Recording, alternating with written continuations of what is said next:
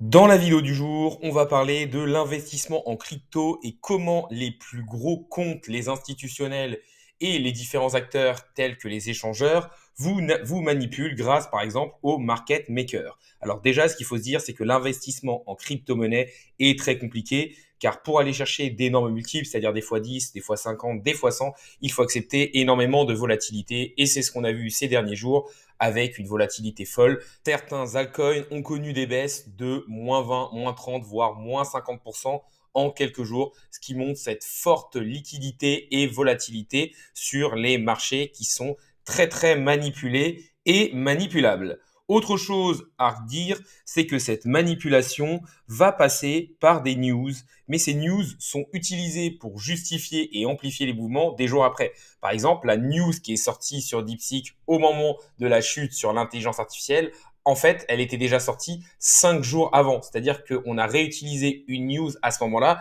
mais ça montre que les médias de masse poussent des news pour faire peur quand ils en ont besoin, pour accélérer les mouvements à la baisse, pour possiblement recharger. Et ça explique comment on peut avoir des mouvements très amplifiés. L'autre chose à regarder et qui est très intéressant, c'est que les market makers sont dominants comme les échangeurs centralisés. En effet, ils connaissent vos zones de stop.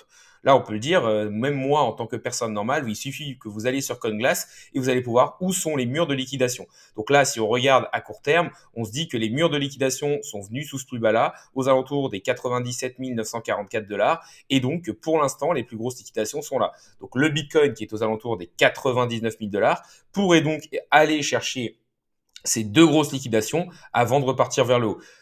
Les liquidations attirent souvent les market makers qui vont donc vendre beaucoup pour venir taper ces liquidations. S'ils tapent celle-là, ça peut faire une panic sell et venir taper celle-là. On voit qu'on pourrait redescendre aux alentours des 97 000 dollars et 2000 dollars d'amplitude. C'est pas non plus fou. On voit aussi que sur le marché, on a des forts rebonds, ce qui montre justement que les market makers et que les gros holders continuent d'acheter. On voit quand même un rebond en 24 heures de 10% sur Ethereum, 15% sur XRP, enfin vraiment des gros rebonds au niveau des différentes crypto-monnaies. Si on se base maintenant sur une analyse de CryptoQuant, on voit qu'il y a énormément d'USDC qui rentrent dans les exchanges. Et quand des stablecoins rentrent dans les exchanges, l'objectif, c'est tout simplement d'acheter les crypto-monnaies. Et on voit que là, ça rentre de plus en plus depuis qu'on monte sur ce bull run. Donc, il y a clairement encore des personnes qui continuent d'imprimer des stablecoins pour pouvoir en acheter.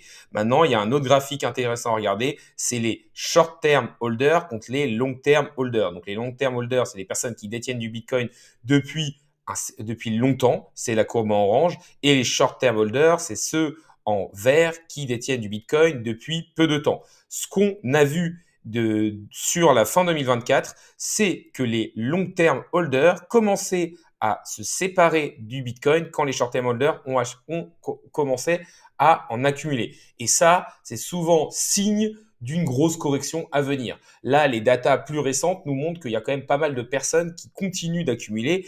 Et si on regarde de manière plus large, oui, ils ont commencé à distribuer, mais on est encore assez haut sur les long-term holders. Ils n'ont pas encore tout vendu. Si on essaye de dézoomer aussi sur l'analyse graphique du Bitcoin, ce qu'on voit, c'est qu'on a une énorme merge qui est venue aux 92 000 dollars, mais qu'on est toujours dans ce range, comme je vous l'avais dit, entre en gros les 90 000 et 110 000 dollars, et que tant qu'on sortira pas de ces zones de travail, les crypto-monnaies et les altcoins risquent de prendre un petit coup. Si on regarde à plus court terme le MACD, c'est-à-dire la force du mouvement en daily, on voit quand même que depuis cette rentrée ici, la ligne bleue avait croisé avec la ligne orange, c'est-à-dire que ici, quand le Bitcoin était aux alentours des 98 000 dollars, on aurait dû se dire, là, il y a un affaiblissement du mouvement qui peut amener possiblement à une accumulation ou à une zone de stabilisation. C'est exactement ce qu'on voit.